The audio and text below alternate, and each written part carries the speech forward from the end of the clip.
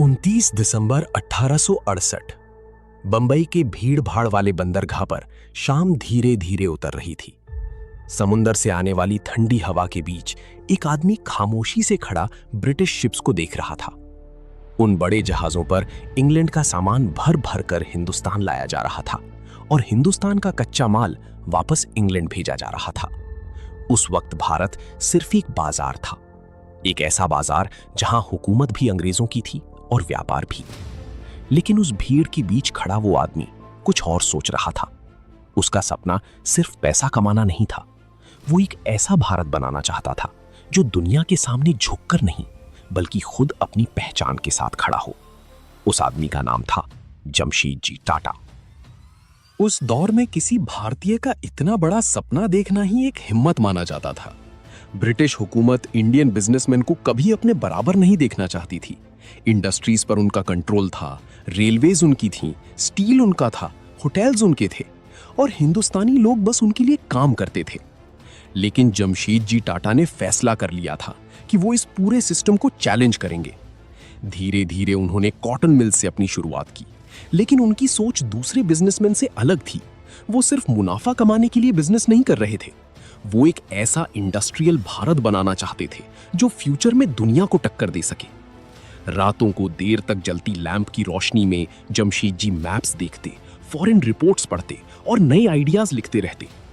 उन्होंने समझ लिया था कि अगर भारत को मजबूत बनना है तो उसके पास अपना स्टील होना चाहिए, अपनी इलेक्ट्रिसिटी होनी चाहिए और अपने इंजीनियर्स होने चाहिए। लेकिन उस वक्त ये सब ऑलमोस्ट इम्पॉसिबल लगता था। ब्रिटिश ऑफिसर्स उनकी प्लान्स का मजाक उड़ाते थे।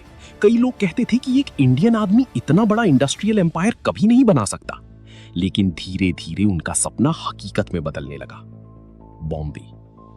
अरेबियन सी के किनारे एक शानदार बिल्डिंग की लाइट्स पूरे शहर में चमक रही थी। ये था ताज महल पैलेस होटल। उस वक्त बॉम्बे के लग्जरी होटल्स में इंडियंस को एंट्री तक नहीं मिलती थी। अंग्रेज होटल्स को सिर्फ अपनी शान समझते थे। लेकिन जमशेदजी टाटा ने फैसला किया कि वो एक ऐसा होटल बनाएंगे जो सिर्फ इंडिया का नहीं बल्कि पूरी दुनिया का सिंबल बनेगा। ताज होटल उस दौर का सबसे मॉडर्न होटल था। इलेक्ट्रिसिटी, एलिवेटर्स और इंपोर्टेड इंटीरियर्स ने लोगों को हैरान कर दिया था। लेकिन इस होटल के पीछे सिर्फ लग्जरी नहीं थी बल्कि एक खामोश जवाब था ब्रिटिश एरोगेंस के खिलाफ।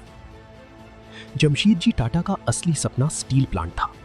उन्होंने इंडिया के जंगलों, पहाड़ों और गांवों में सर्वेस करवाए। एक्सपर्ट्स को बुलाया गया, मिट्टी टेस्ट हुई। कई सालों की मेहनत के बाद एक जगह चुनी गई, साकची।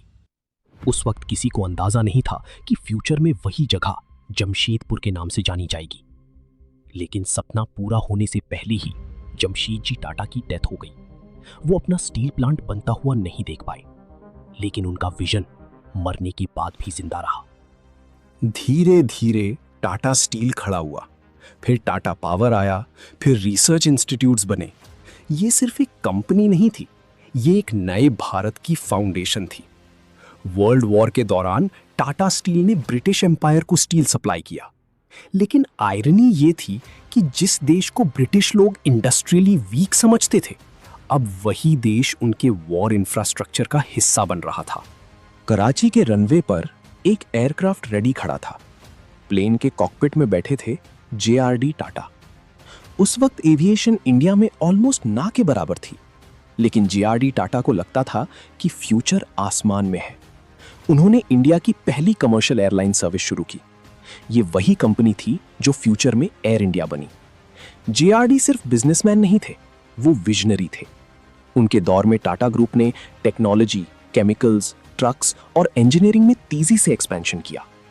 लेकिन हर बड़ी सक्सेस के पीछे प्रेशर भी बढ़ता गया। इंडिपेंडेंट इंडिया में पॉलिटिक्स और इंडस्ट्रीज के बीच का गेम और डेंजरस होता चला गया। गवर्नमेंट पॉलिसीज, लाइसेंसेस और परमिशंस के बिना बड़े बिजनेस चलाना मुश्किल था। कई बार टाटा ग्रुप को भी पॉलिटिकल प्रेशर और इकोनॉमिक क्राइसिस का सामना करना पड़ा, लेकिन उनकी इमेज दूसरी कंपनी से अलग बनी रही। लोग टाटा नाम को ट्रस्ट के साथ देखने लगे। इंडिया इकोनॉमिक क्राइसिस से गुजर रहा था।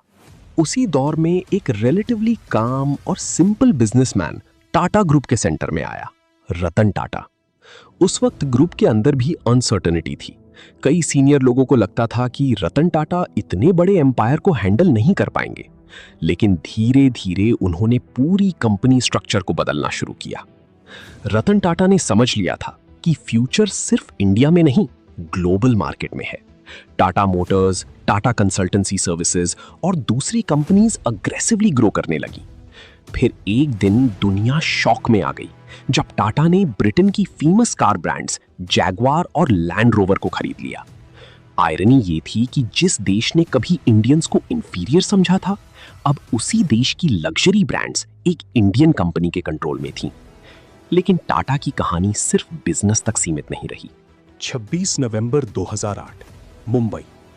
रात का अंधेरा धीरे धीरे शहर को कवर कर रहा था। अचानक गन शॉट्स और एक्सप्लोजन्स की आवाजें सुनाई देने लगी। टेररिस्ट्स ने मुंबई पर अटैक कर दिया था। उनका एक मेन टारगेट था ताज महल पैलेस होटल, वही होटल जो कभी जमशेद जी टाटा ने एक सपने की तरह बनाया था। होटल के अंदर अफरा तफरी मच चुकी थी। धुआं कॉरिडोर्स में भर रहा था। लोग जान बचाने के लिए भाग रहे थे। लेकिन उस रात ताज होटल के स्टाफ ने जो किया, उसने पूरी दुनिया को हैरान कर दिया। कई एम्प्लॉइज ने अपनी जान रिस्क में डालकर गेस्ट्स को बचाया। कुछ लोग वापस अंदर गए, सिर्फ दूसरों को निकालने के लिए। ताज जल रहा था, लेकिन उस बिल्डिंग के अंदर एक और चीज जिंदा थी, टाटा नाम की वैल्यूज। अटैक के बाद पूरा इंडिया शॉक में था, लेकिन असली सरप्राइज तब मिला जब टाटा ग्रुप ने विक्टिम्स और उनके फैमिलीज के लिए जिस लेवल पर सपोर्ट दिया, वो किसी कॉर्पोरेट इमेज कैंपेन जैसा नहीं लग रहा था। एम्प्लॉइज से लेकर स्ट्रीट वेंडर्स तक हर अफेक्टेड इंसान की हेल्प की गई। इसी वजह से टाटा नाम सिर्फ एक बिजनेस ग्रुप नहीं, बल्कि ट्रस्ट का सिंबल बन गया। आज टाटा ग्रुप दुनिया की सबसे पावरफुल कंपनीज में काउंट होता है।